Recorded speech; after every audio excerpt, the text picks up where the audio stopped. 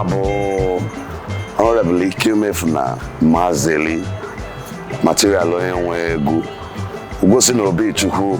Tata bobosi mụ na ezinụlọ m ji enye Chineke nnukwu ekene n'ife ọma o mere anyị na ezinụlọ anyị. Ana m celebrate 33 years njiwe tibe egwu, njiwe handle by microphone. Also, mụ na onye be m anyị ebigo for 22 years.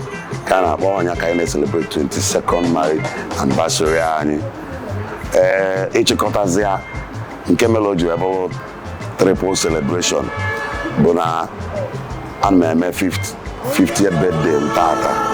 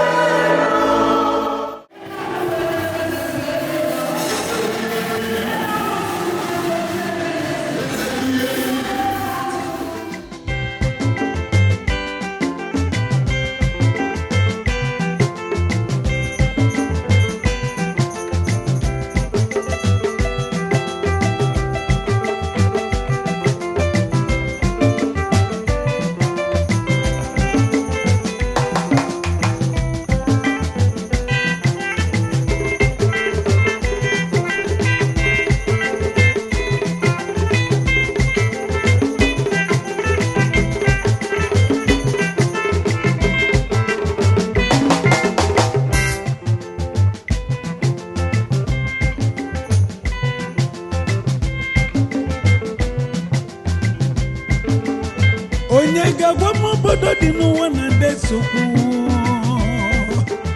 Onye gagwa mobodo di n'ụwa na-enwero nsogbu. Owe bụrụ nke Nigeria ga-abụzi n'okwu. Ụmụnne m biko n'udo n'ụka anyị ga-eji wee merinụ. Onye chili jebe ibe ya kpelu gaba onye n'ụga ekwenụ.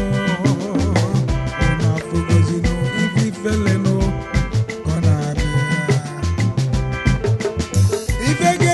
Be ndị ọzọ anyị ejenu ga-edozi ibe m o webụrụ nke dị na banye ka anyị na-edozi. Ụmụnne biko ka anyị jikọta n'udo n'ụwa. Ụmụnne biko ka anyị jikọta n'udo n'ụwa. N'ofu obi n'ụlụnụ n'olilinu anyị jebenụ. Anyị abịazenụ anyị jebenụ. Anyị emerenụ anyị amalibanụ.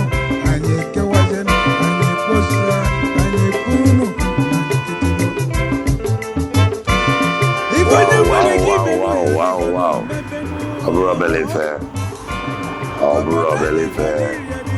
Well, in everything, I'm making a Chineke na onye melụ ka ife niile eme na my event Oblife gara ọfụma.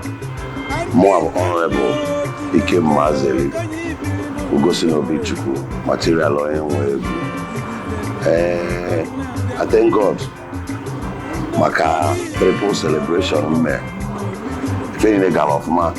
I celebrated my 33rd year on stage, my 22nd marriage anniversary, and my 50th birthday anniversary. Everything got as planned. And making it all and sundry. Feeling in a maka that particular event, everything got off and making on your that's Chineke na biko. August Belmo on your all my friends, all my fans, Nine Tinyela aka, tinye egofa, tinye support in any way. Ndị tinyela ije ụkwụfa, ndị tinyela alụ, ka ọ wee bụrụ na ife anyị mee ọ bụ success.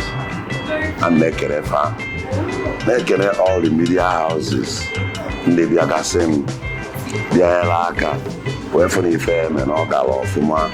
Ana m ekele fa si fa daalụ rinne na fa alụka. Ana m ekele fa si na we'll all be celebrated in our own time.